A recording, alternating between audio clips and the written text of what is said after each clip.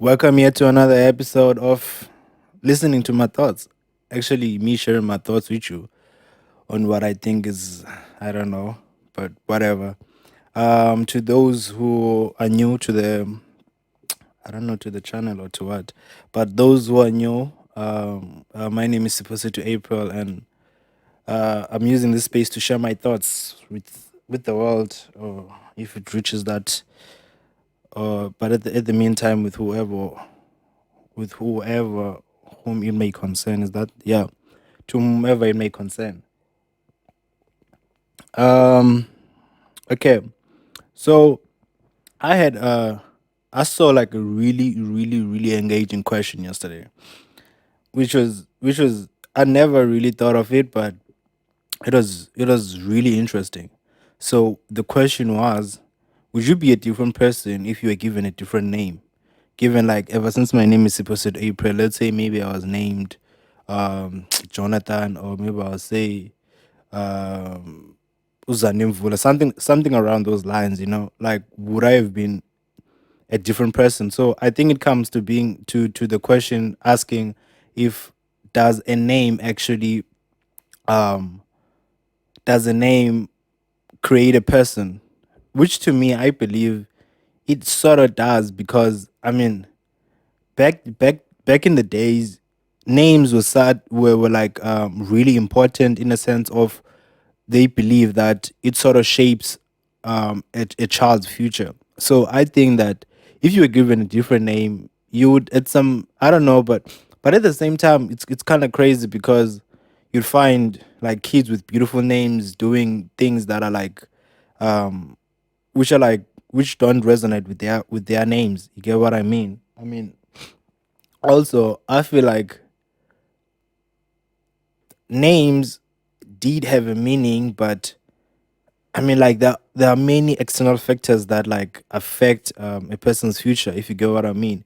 I mean, yes, my name could be success, but am I given the opportunities that will help me resonate with my name? You get what I mean? Like, I may be working hard, but am I getting the opportunities? Are the doors that are supposed to open for me being opened? You get what I mean? Am I getting the opportunities to to showcase that I am able to follow my name? You get what I mean? So I think maybe also that does.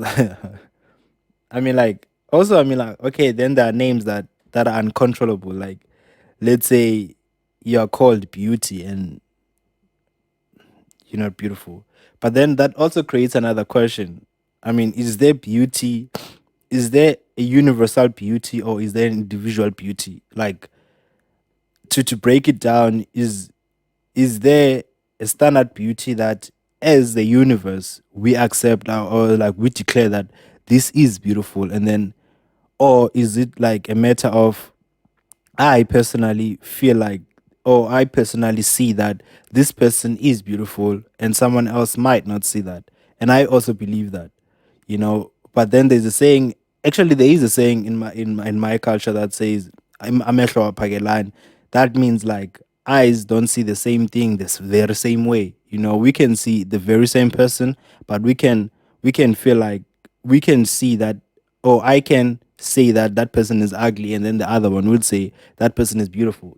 So I actually think there is no universal standard beauty, but there is an individual beauty, because standard beauty, because what I see beautiful, you don't see beautiful, and what the universe deems beautiful, I don't think other people do deem beautiful, So it can't be the whole universe that think like that person is actually beautiful. Or even if they are beautiful, but there's always gonna be a person who's like, no, they are beautiful, but someone else is more beautiful, So I think, like, there is no universal beauty, there is only individual beauty.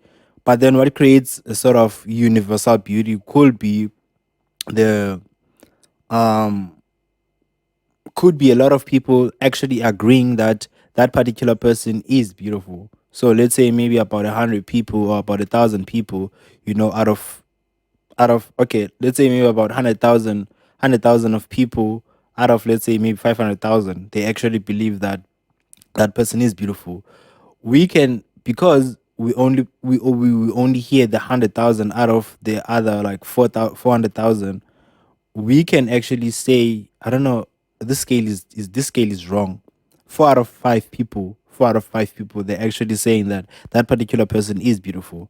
But then we're not hearing the other 1 out of 5 that's saying that that particular person is not that beautiful or is not actually even beautiful at all, you know. So I think there is only individual um what is this individual standard beauty, you know, not a universal one. But then getting back to the naming that shapes your future, I truly believe that um a name does sort of shape a person, you know, because parents, because it comes back to our beliefs, you know, like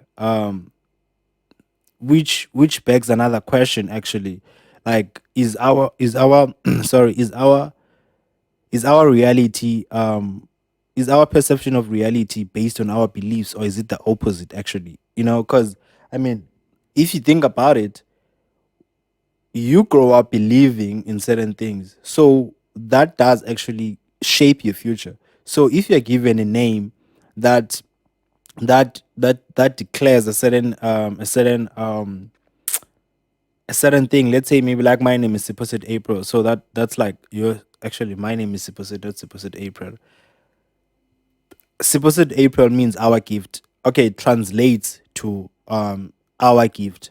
That means I'm a gift to the family. I can put it like that.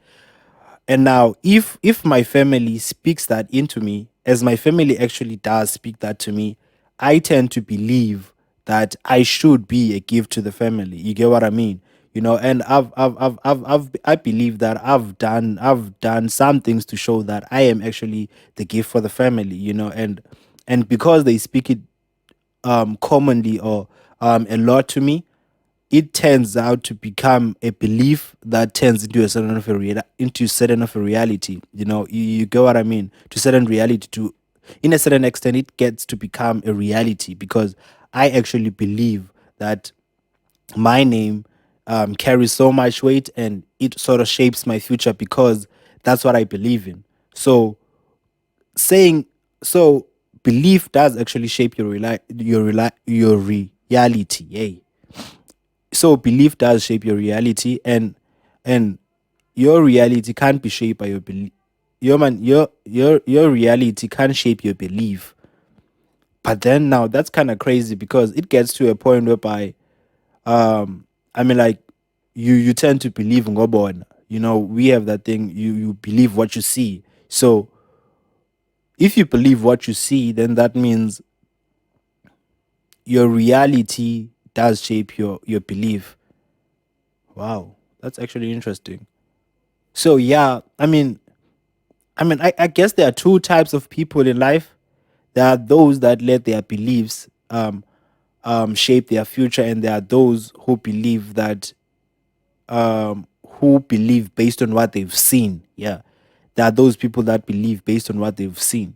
So it can get to a point whereby if my belief turns becomes to a reality, so that actually makes my belief even stronger because now what I believe in is actually what's happening, you know. So yeah, that actually, so yeah, there are two types of people. There are those that some like about Thomas, so like the ones which are like Thomas, that they believe in Ngobona. So yeah, that does make sense.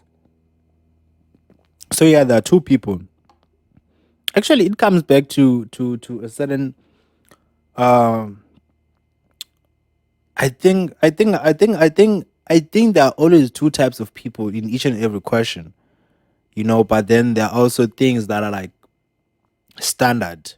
Like in this case of whether does your belief or your reality shapes the other, there are two types of people that live in between those dimensions or in between those two things. And then when it comes to the name is now shaped by your belief in between of is my reality based on my belief or is my belief based on my reality. So if your name is not spoken to you to the certain extent that you don't believe in it, then you allow your reality to shape your belief. You understand what I mean? So it gets to a point whereby even if you are named a certain name, but if it's not spoken to you to the point whereby you start believing it, then your reality will actually shape it for you. So it might happen that your reality might do the opposite of what your name means. You understand what I mean? So I think the name so I think if I was given a different name and it was not spoken to me, I would have been a different person.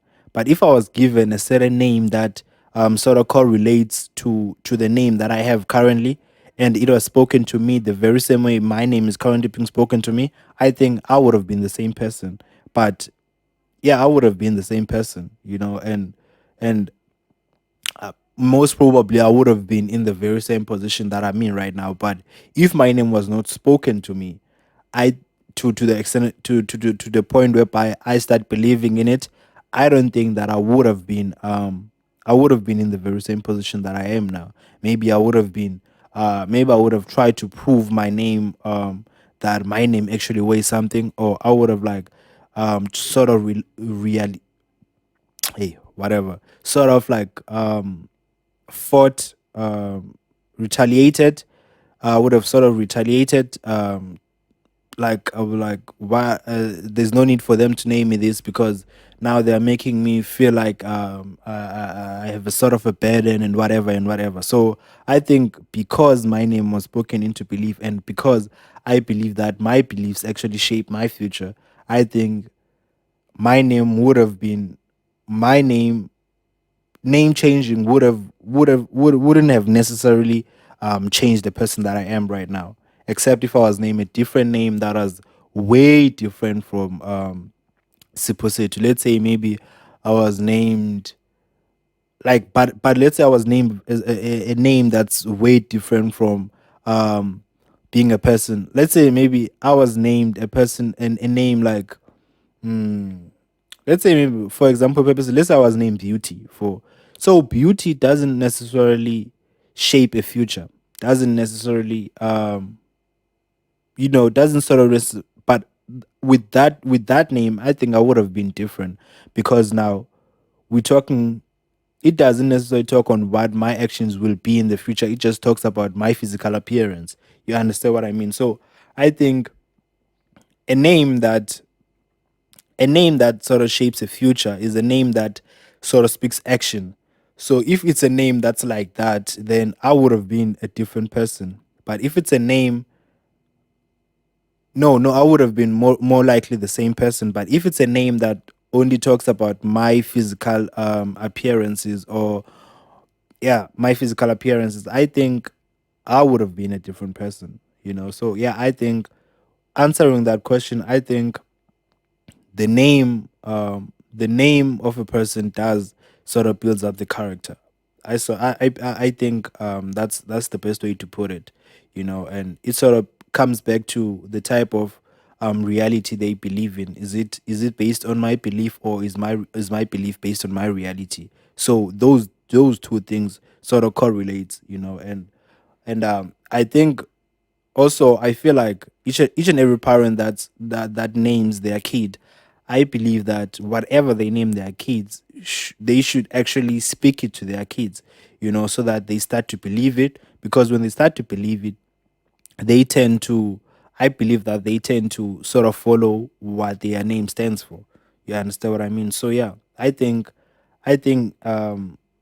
names are very important, and I think that if they are spoken to a person to a certain point that they start believing in them, then um they can actually shape it. I know that's kind of I don't know, but you get my point.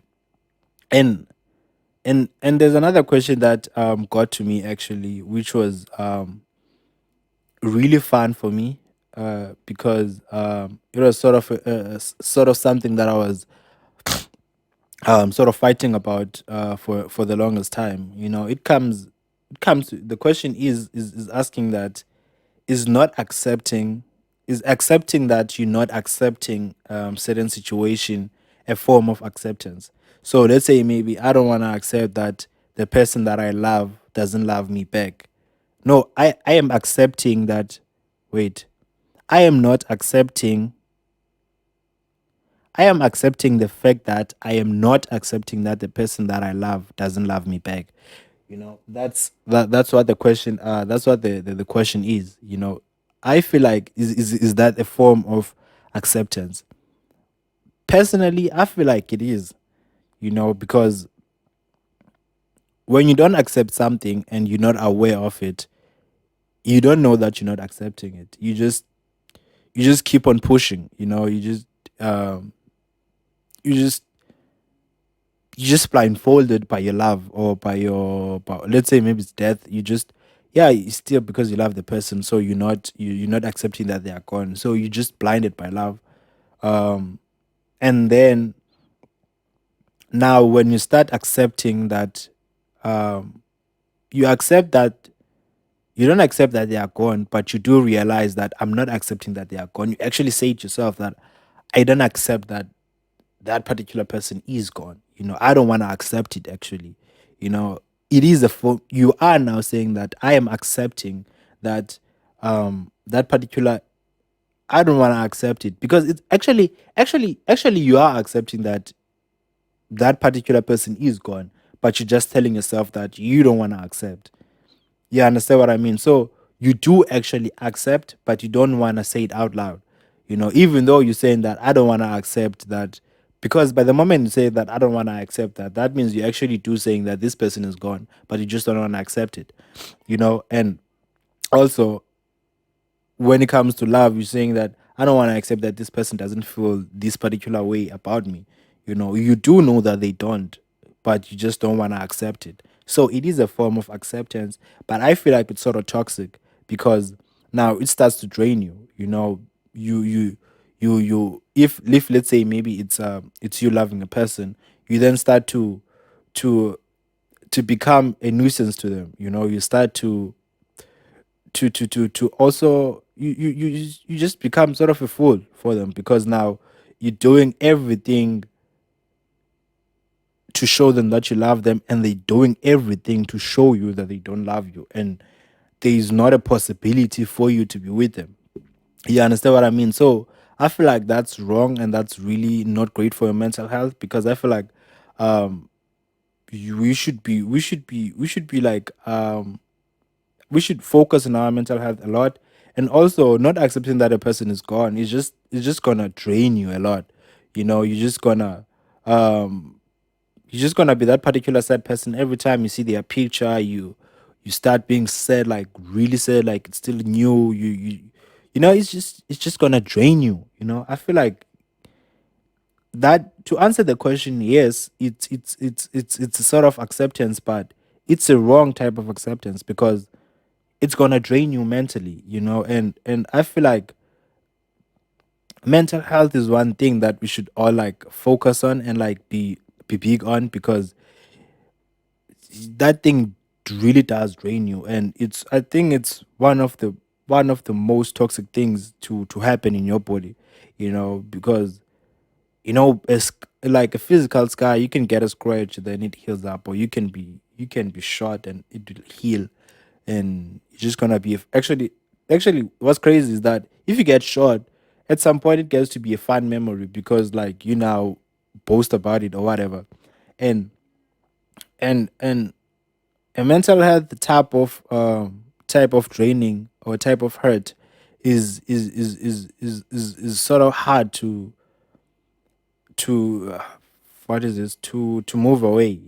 So I think that, even though it's sort of accepting, but I think we shouldn't out for it. If you start, actually, I feel like that should be the first step into accepting, actually, because if you start accepting that this person does not love me, and I don't want to accept that, that's when you're now close to reality. So that now you should start working on actually accepting that this person, actually understanding that this person doesn't want me, so let me move on. Even though I did accept it, that I don't want to accept it, but let me move on. Even if you don't accept, but move on. Move on from that particular person, or that particular thing. So yeah. And as a bonus question before we close it off, Um, um, one last question for I feel like I'd like everyone who views to actually answer this one with me. Hope not with me, but share their thoughts on this one. The question is: do you think that there is a limit to human growth, sense of mentally, actually, not like height or whatever, but like, or actually, have we reached our, like, are we capable of infinite growth, in a sense of, I believe that this question is set out in a way that, because we have a number of senses, and there's always this type of a sense that I remember back in the days whereby when you used to play soccer, and nearly each and every kid who once played soccer did once do a skill that they never thought they would do, and when they try to do it again, they can't. Which is like really fun, which is really weird. And then also, when a person is running in fear, they can jump a gate that they wouldn't normally jump, which now gets to question that, is there a type of, like, how can we activate our sixth sense? So it comes back to that infinite growth. So does us growing, if we could, like, grow to a certain extent, can we be able to what is this, to activate, like fully activate it, not. So I think that because our brain is the powerhouse, I think that um we could be able to, because if we feed our brain in a certain way, but I think we should actually get an ingredient to feed our brain correctly. You get what I mean? Because let's say, like, for example, if you study for a test, like, let's say you're preparing for a test, if you, like, read, practice, read, possibly, actually, I've had a case whereby, like, I studied, like, studied, practice on that particular day that I'm writing. I think I was writing around 4, and I was like I woke up in the morning, like,